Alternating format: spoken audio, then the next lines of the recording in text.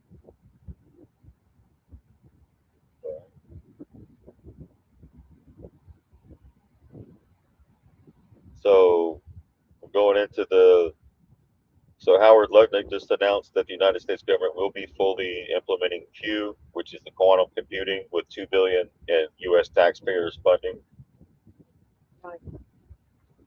Once we have quantum chips, we have to protect everyone in this government to make sure all of us are protected and defended. Epstein's neighbor said.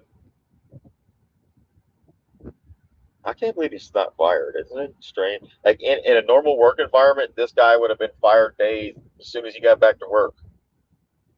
Right? If your job would have found out something about you, you went somewhere and you were involved with this, that, and the other. By the time you got back Monday morning, you would have been like, oh yeah, told to pack your shit. You're done. It's done. You would have gotten a phone call. Can you come see me before anybody comes in the morning? Yeah. I can purge your ass out of there before anybody sees it. So they're Q posting, but it's quantum. It's Q quantum. it's quantum. It's the quantum. Right? Like that guy was just talking. Y2Q. Yes. Like it's the same as Y2K. I have the honor that John Martinez was a member of the Commerce Department and NIST, and he's a Nobel Prize winning alum, which is, if you don't think the people in the Commerce Department and in NIST are the best, I mean, here's an example. Nobel Prize winner who was part of our team. You all know that the government invested $2 billion just a couple of weeks ago in quantum to drive it forward. And besides investing... Isn't it weird?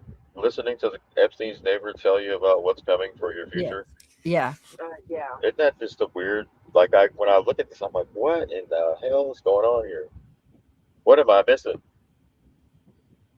You're not missing it. It's like if this ain't in your face, I don't know what is. They were both in the Knicks game. Everywhere Trump can't take a. I bet Lutnick hands him the toilet paper when he wipes his ass. That's how close he is to him. He's always behind him, next to him. When he went to the G7 summit, he was right there, and I'm like, what the hell is this dude doing? Invested in fabs to build quantum for others so we can manufacture these quantum in America. Now you have Ruth Porat from Alphabet. They are doing amazing investing in building quantum. And you have Arvind right next from IBM. We invested in his fab. He's got a leading fab, so he's going to be building those chips, right? So that's that idea. And then lastly, post-quantum cryptography, right? Once you have quantum chips, we've got to protect everyone in this government, post-quantum cryptography. So NIST and the Department of Commerce. They got to protect everyone in this, and the government. Hold on. Whoa, Yeah. his He didn't say fingers us. are all crooked and stuff. You see that? Who's Trump's? No. Post-quantum Oh, that guy. cryptography. So NIST and the Department of Commerce is going to lead the charge to make sure all of us are protected and defended, so we know how to deal with quantum when it comes. We're going to lead in quantum, and we're going to make sure we stay safe. And these are both the things you're signing today, and that's why you have such an amazing team behind you, because you are leading the charge in quantum. Yep, because when he signs that paper, everybody's protected. Them. But think about that. They think. You want me to believe that when you sign that paper, that somehow the universe is going to protect us because you signed a paper? Nah. For America. All right, so there's the Q thing. You see those fingers? Huh? Did you see the fingers? How? Lutnick's fingers. Let me go back. Yeah, it was. It's like.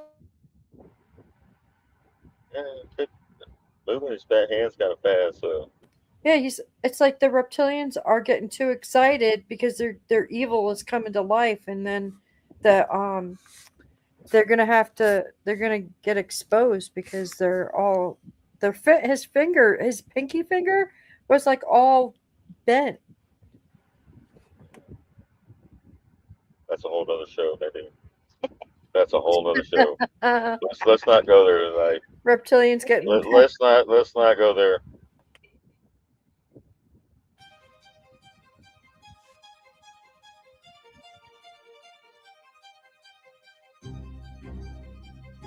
So this is Q posting, huh?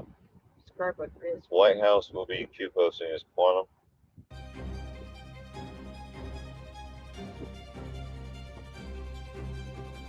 Yeah, by Q we mean quantums. Here, stay tuned.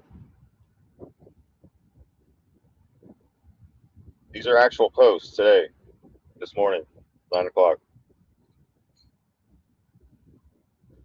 So you're posting two now, huh? But they're talking about the quantum, the quantum dominance.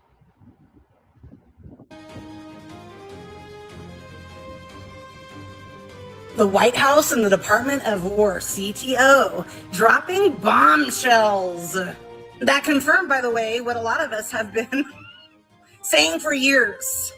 They're out here posting about quantum dominance and straight up saying they will be Q posting today.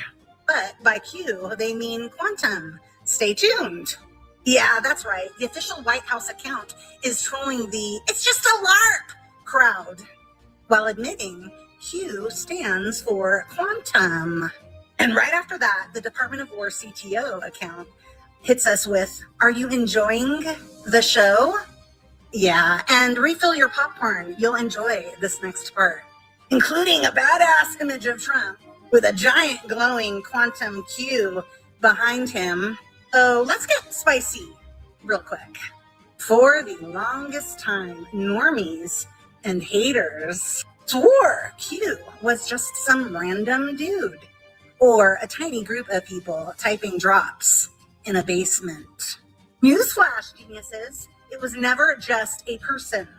It was a massive quantum computer running predictive analytics the entire time. This thing wasn't guessing, it was calculating outcomes, timing drops perfectly, and feeding anons the red pills that we could spread the truth to the masses that would help wake everyone up. That's how you build a real movement, not some top-down psyop. You let the people do the decoding and the sharing, while the machine handles the heavy lifting behind the scenes.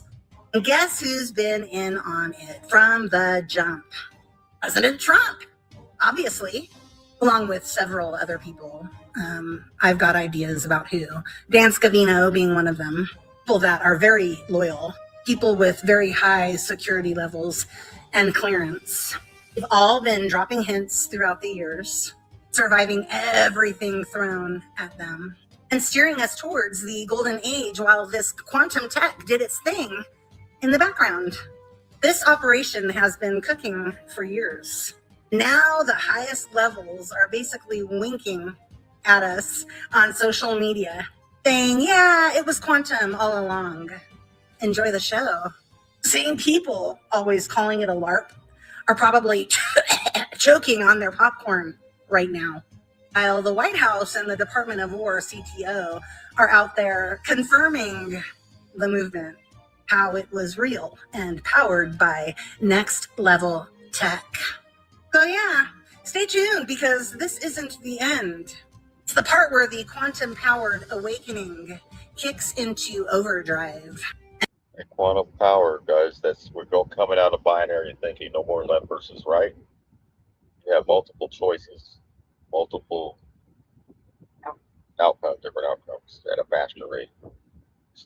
And the normies finally. So think of computers, also think of yourself, right? Yes. They try to mimic us in their computing. We're the quantum computer, right? Right. The doors are open. That's what we were talking about. That's doors it. Are open for us. So do something that you want to do. Catch up. Refill that popcorn, Anons, because the show is at the end, you know, the climax, exciting part. All of us that have been ridiculed and treated horrifically for years now, that have been spreading the truth, we were given tickets for front row seats, thanks to the machine and the human high-level counterparts who have been dropping truth bombs and helping to save humanity the entire time. Just saying. Yeah, spices and similar. It's all AI. As AI. No. too interesting. Hi guys, this is too interesting not to post about.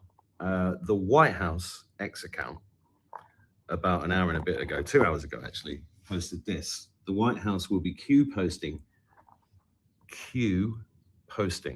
right? And then when you scroll down it goes, it's a long scroll, and then it says show more, and then it says, and by Q we mean quantum, stay tuned. Obviously all the Q people on the internet are going bonkers over this, and then I actually saw it an hour ago and thought I better wait and see what happens. And then it says, and then the White House reposted, the Department of War CTO, are you enjoying the show? Refill your popcorn. You'll love this next part. American Q, quantum dominance. Big Q, Donald Trump, quantum dominance. And there's a lot of people posting underneath saying, this better not be a wind-up. I mean, it's not, obviously it's not a wind-up. Something massive is going on here. And that's 30 minutes ago, that one. People underneath are saying stuff like, what the fuck is going on? You're all getting out of hand. Santa surfing. If you don't know Santa, you should know Santa surfing.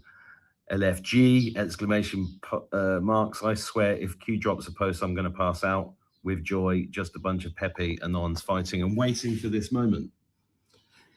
Now, you know, I want to be excited. And I am a little bit excited, but I'm also trying to stay frosty, and because I've just been at this too long, I don't want to get, oh look, it's gonna, and then it'll be some fucking meme coin or something. No, but honestly, if you're watching this on YouTube, you need to get onto X and get onto the White House account and keep an eye on this, because it's too interesting, and it coincides. The summer solstice just passed. The communication I had with the ships last night was very real. Let's call it that. And it is all connected. So watch this space. Very interesting, but observe, don't absorb, because until really good shit happens, I'm just going to keep doing what I normally do, which is try to enjoy the day. I've got a nice cup of tea here. I'm going to go out for dinner and keep my apocalypse. Said observe, don't absorb. Let's go back to that. And it is all connected. So watch this space. Very interesting, but observe, don't absorb. Observe, don't absorb. Because until really good shit happens, I'm just going to keep doing what I normally do, which is try to enjoy the day. I've got a nice cup of tea here. I'm going to go out nice cup of tea for dinner and keep my apocalyptimism going for the outcome for humanity, but not in a super excited way like I normally do. Right.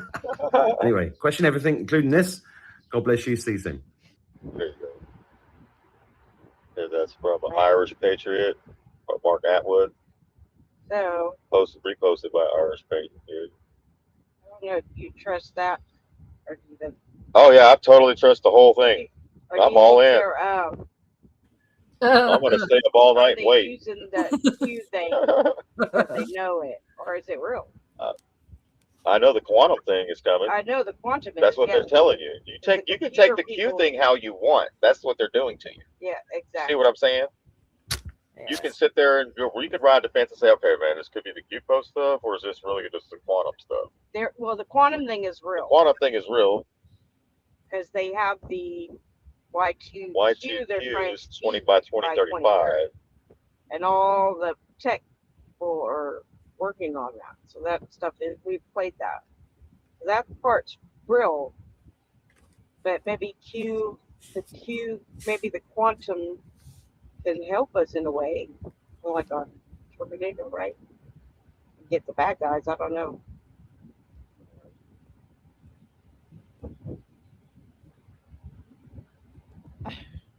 I'll share that. I don't trust it. So I see something good. I see something good almost every day. No, I mean, yeah. Oh my goodness. It's gonna come from there. Well, just live your life. My gosh. Yeah.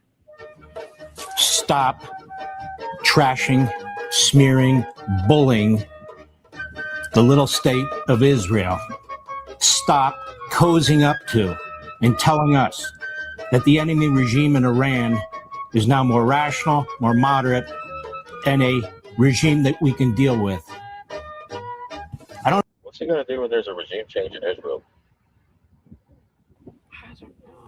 Maybe he's hoping he'd be the top guy. Yeah. He needs to go over there. Big Daddy, Big Mama, Nanny State, who wants to put flock cameras everywhere. That's the other thing I think y'all should do is ban flock cameras in this county. That,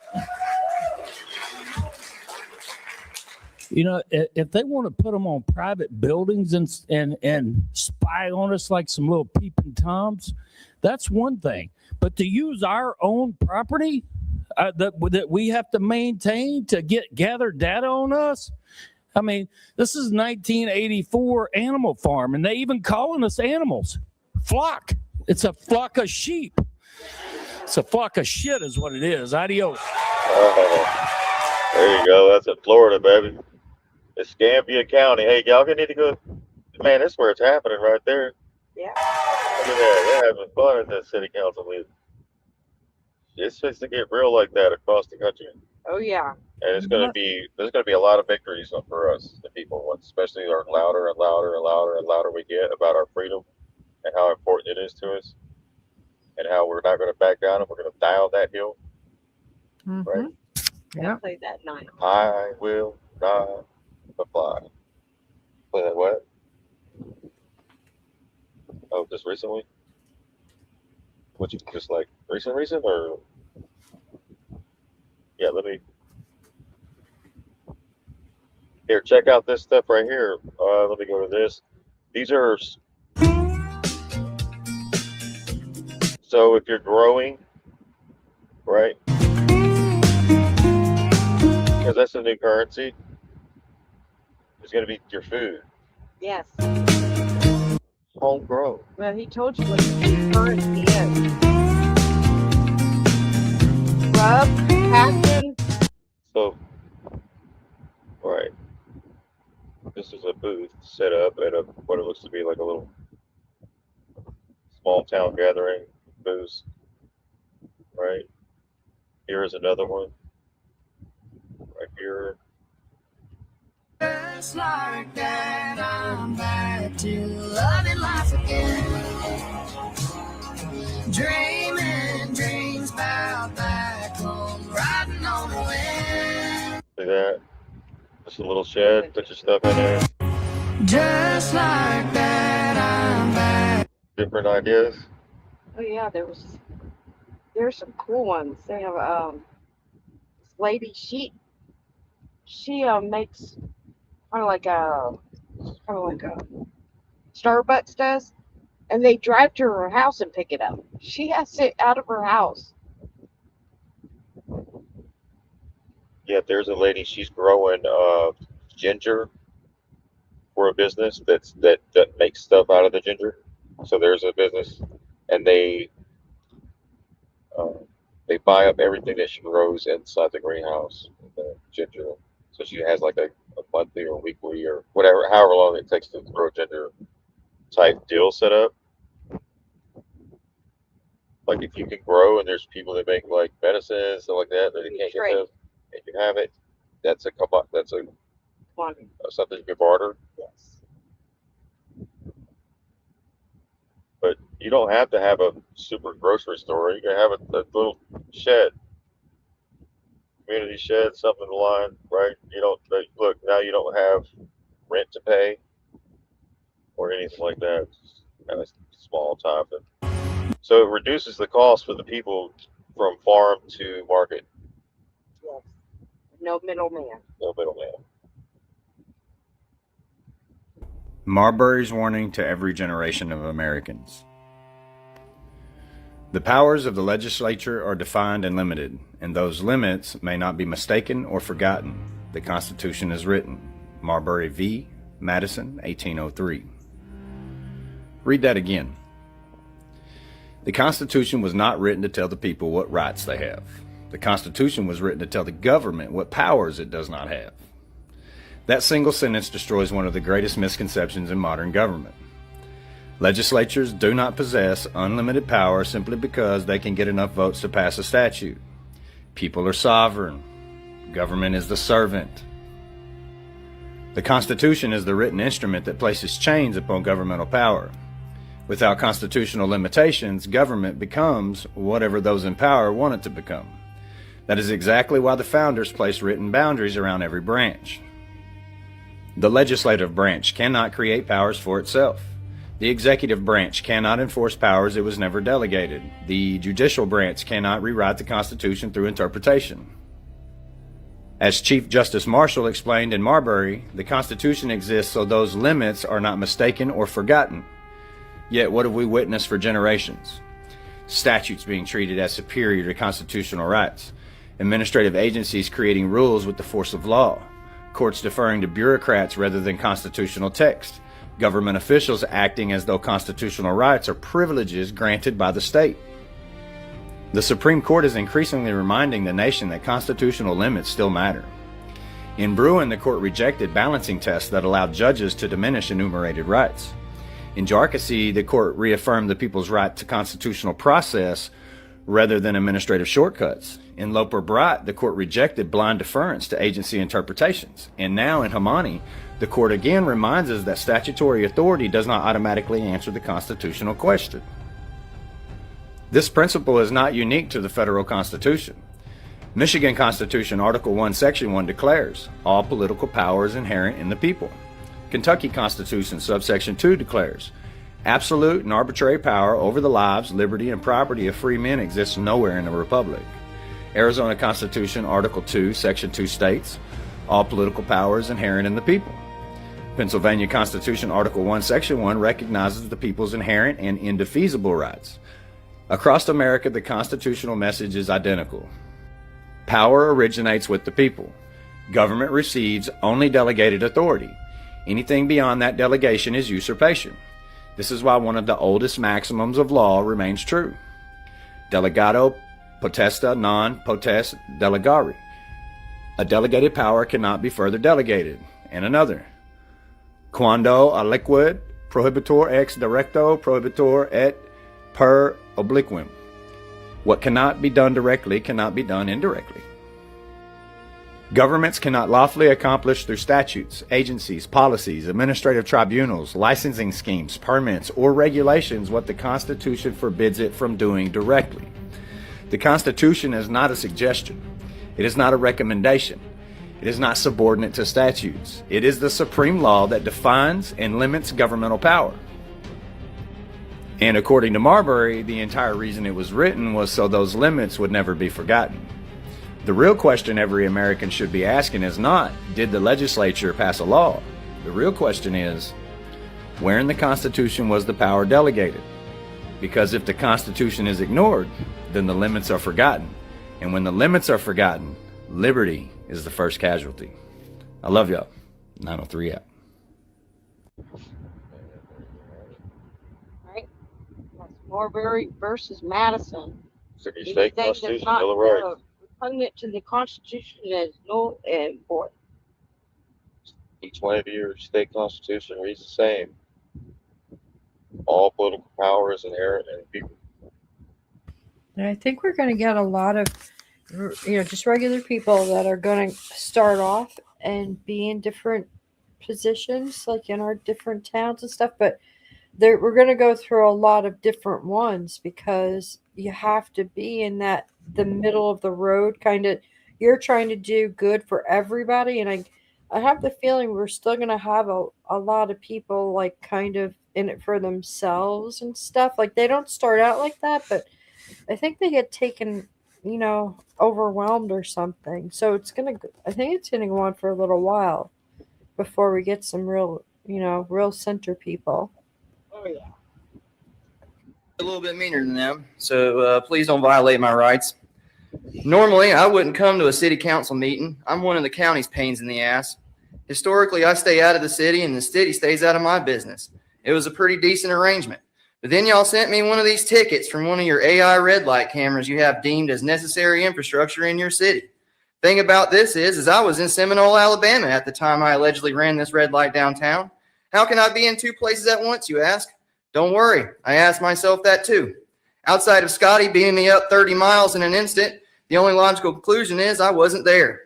These things have been deemed unconstitutional for this reason, because the enforcement action of 316.0083 unduly shifts the burden of proof to the vehicle owner, me, to prove my innocence rather than the state having to prove my guilt. Currently, I'm guilty by default. I've been convicted by a computer program. Usually this whole mess of who committed the infraction is settled by a police officer pulling somebody over and actually witnessing them in the driver's seat.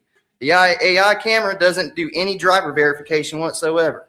To get your constitutionally mandated due process, you have to jump through hoops put up by Automated Enforcement Division, a private company in Orlando that's owned by another corporation called Novoa Global, which is owned by a Chilean-Swedish millionaire named Carlos Hofstedt.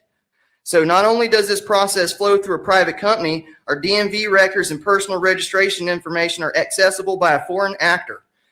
But anyway, AED sends you this paper, and if you want to fight this thing because you're wrongfully accused, me again, you can't just request a hearing through PPD or the courthouse. Remember, Carlos is involved, so if you have to go through his company, his website, print off his paper, fill it out with enough information to take out a home loan, have it notarized, mail it to the foreign actor, Carlos in Orlando, and then wait for something from someone to tell you about a hearing.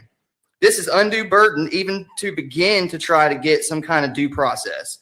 Paying is super easy though, go figure. And about that, you can't pay cash.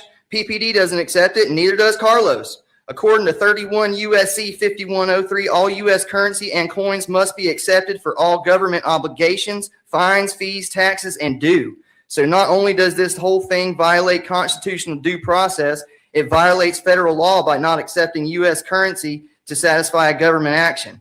Whoever thought this was a good idea is a self-loathing, America-hating, bureaucratic hobgoblin whose pockets probably got stacked with Carlos bucks. You got my attention, though. I'm going to become a more frequent voice down here working to expose frauds and petty tyrants. Congratulations, you all got yourselves a new pain in the ass. That's how it works. See that?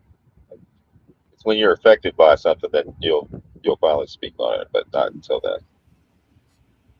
You see what I'm saying? Like, yeah, you can't see it until you see it. Until it happens to you, it's got to be an example. Right. Yeah. So did he know the cameras were there this whole time, or did he find out when he got the ticket and then he got active? Maybe he didn't know. I don't know, but it's a light switch. It goes on, and you're like, no, not on my watch. If you want to block facial recognition, you have two options. You can either look like him, or you can be discreet and wear sunglasses like this. People always ask me if they can wear crazy face masks or weird face paint or even reflective stuff on their face to block facial recognition. And my answer is always yes, you can. But what we built here at Vader is something pretty cool. A discreet pair of sunglasses that's going to block out facial recognition and help lower the confidence of the facial recognition algorithm to make you more private in daily life. So instead of walking around with a bunch of reflective face tape on your face, you can walk around with a simple pair of sunglasses like these. Even when he puts on normal sunglasses, his eyes are still going to be visible because normal sunglasses are not built to block facial recognition.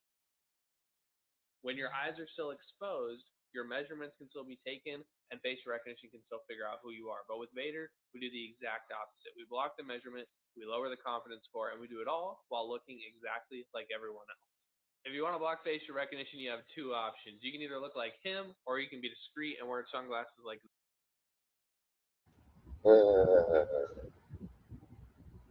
Yeah, that's an invasion of privacy. But you don't have in public. You don't have privacy. So nope. There's that. You don't have no expectancy of privacy in public, guys. So you have to protect yourself. Only for 3 weeks, and let me tell you what happened. So I'm a type of person, I experiment. I ate fruit only for 3 weeks, and let me tell you what happened. So I'm a type of person, I experiment on a lot of things. I did carnivore for a year. I did vegan, vegetarian a couple of years ago. I've done all type of lifestyles just so I can have the answers if somebody ever asks me do these things work or not. And recently I did all fruit for 3 weeks, and my experiences was amazing. First of all, it's the best feeling I've felt in my life, hands down. And all I ate was watermelon, grapes, all fruit, apples, bananas, avocados, cherries, all of them pretty much, right? And number 2 was that I had a lot of energy. The energy that I had almost messed me up because it kind of interrupted my sleep. My body became like a fat burner, like it was full of energy. When I woke up, I wasn't foggy. I wasn't, you know what I'm saying? I wasn't like tired, nothing. It was crazy, man. So those 2 so far was like the best thing. And obviously the weight loss, I wasn't in it for the weight loss, but I did kind of lose like 15, 16 pounds in 3 weeks. So, and it was amazing feeling, man. So I'm about to try to incorporate a lot of foods with the other stuff that I'm doing and see the benefits, man, because let me tell you, it was the best feeling I've had in my life.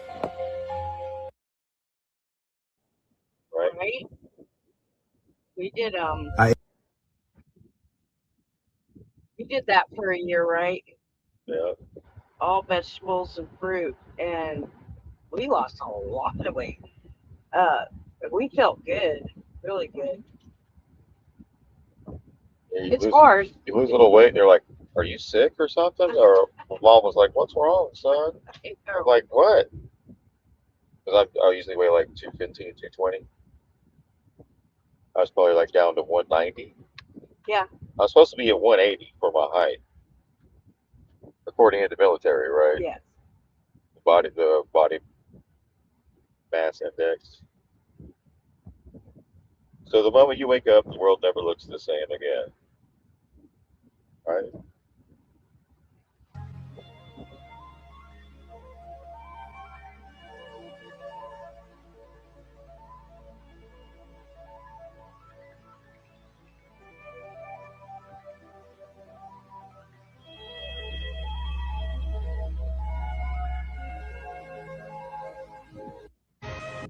Crazy, right? Yeah, Lord said that was how yesterday. The scene diet, yes. If you got, there's a book that's called The Scene Diet. You I get would on Amazon. Yeah, eggs, figs, nuts, I would do that, and then fasting. fasting. Like you could fast from the food you've been eating and just eat fruit, Yeah, it right? does make you feel good. It cleanses your system, more energy, natural energy, Well, we made most of enlightenment, right? and nuts. So you could go get a bunch of fruit, get a bunch of stuff, lay it out, make you some stuff to snack on, just eat fruit though, peanuts, or you get your peanuts, Yeah, stuff like that. that's cheap too. Do it for a couple of days, see how your body reacts. Before you do like a 2 week, 3 week, 4 week total trend, you know what I mean? Like it could cause problems. And yeah, the fruit is expensive, but it's actually cheaper than meat. Think about it, right? So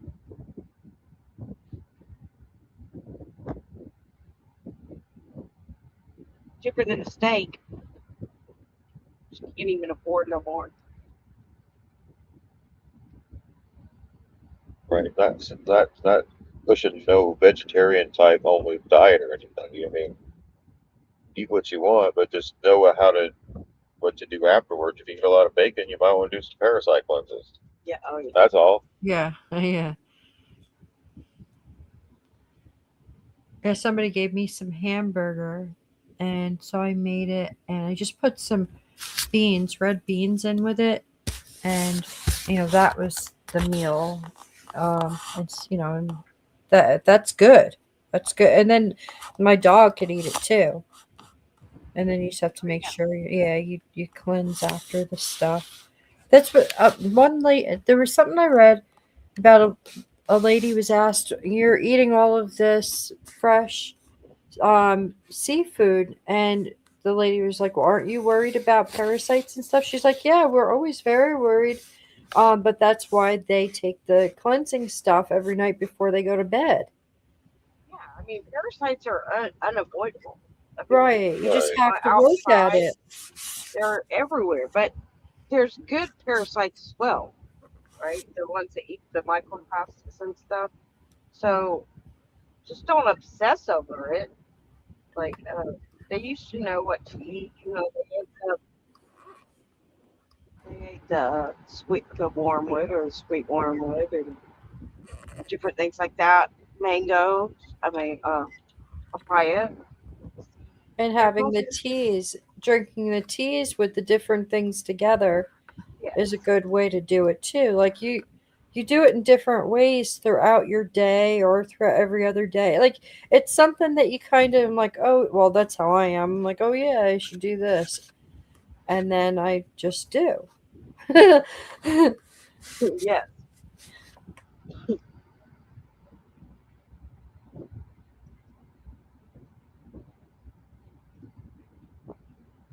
Yeah, just think if it gets too hot outside, you could just turn the channel on YouTube. You want to add another fan to your house at a low cost? You can imagine the There you go. Oh my gosh. Keep it nice and cool there in the summer. Just add. That's funny. Shit hit the fan, huh? So this is a true story. So customers sweating in the restaurant they visited in Indonesia couldn't believe their eyes when they looked up at the television after feeling a slight breeze. They felt a slight breeze. The business owner with no cooling device in the establishment had turned on a fan video on the television. That's funny. That is funny, and it worked. Hey. That's probably like the busiest table right there. Where y'all coming from? Oh, you know, we was just out there hunting for squirrels. Why does your friend look like that? Dispatch, I got a vehicle fleeing. I need backup. Code 3. Code 3. All right, we're out, guys. Y'all have a great rest of your Monday. Buckle up for the rest of the week. We'll be back Wednesday. Hump day. Thank you for joining us. We appreciate y'all. Love y'all. Full of light.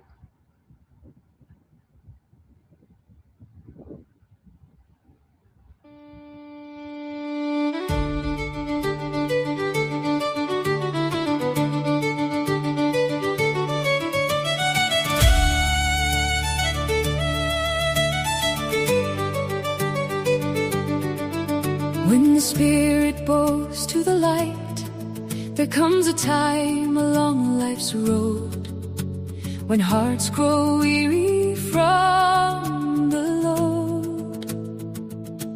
When words fall silent, answers cease, and restless minds can find no peace. The masks we wear begin to break. The soul begins at last to wake. The noise of earth starts fading away, and truth steps softly into the day. The sacred scene is more than art. It's a mirror of the human heart. Hey!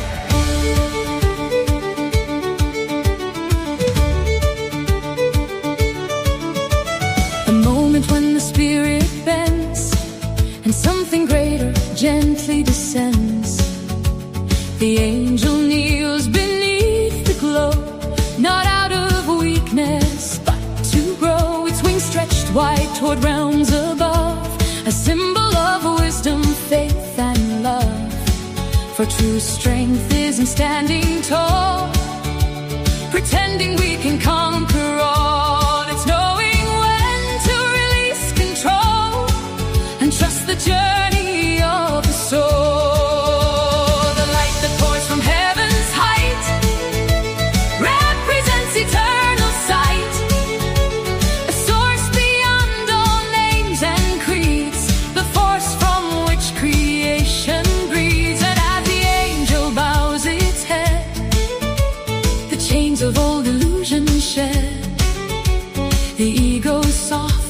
fear, let's go, making room for truth to grow. Yeah, know justice before you part. The wings remain a work of art. The soul is not defeated there. It's gathering strength through humble prayer. Many confuse surrender with defeat, but they're not even close to meet. One abandons hope and walks away. The other trusts a brighter day. For every seeker comes to find the hardest battles are inside the mind. The fears we hide, the wounds we keep, the promises we fail to keep. The pride, the pain, the doubts we fight, the shadows hiding from the light. But when we finally choose to see the truth that sets the spirit free, what seems like loss becomes a gain, and purpose rises from the pain. The waters below reflect the skies, revealing one of wisdom's ties. As within, so shall it be. As without, the world will see. When chaos rules the heart and mind, its reflection isn't hard to find. But when peace is planted deep within, a new and brighter life begins. The sin is not just of wings and grace. It's every soul in every place. Every heart that's shed a tear. Every soul that's battled fear. Every dreamer who has prayed. Every wanderer who lost their way. Every person brought to their knees, searching for answers in life's mysteries. And through it all, the light remains. Beyond the storms and earthly pains, patient, gentle, steady and true, always waiting to shine through you. It asks not perfection, it asks not fame. It simply calls your soul by name. For transformation often starts when we stop fighting with our hearts, when we release our need to know and trust the sacred flow. Perhaps the lesson shining bright within this vision of heavenly light is not that strength means standing alone, but knowing when you finally grow. The strongest souls are not those who never fall, nor those who believe they can conquer all. They are the ones who seek what's right, who kneel before truth and rise with light. And when they return from the depths they've crossed, they carry wisdom born from loss, a brighter flame for all to see, a beacon of what we're meant to be.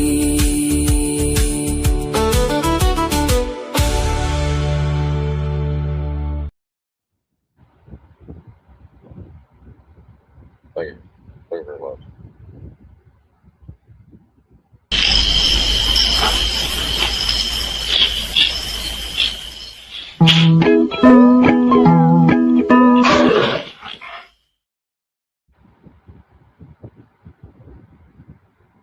Y'all stay cool now.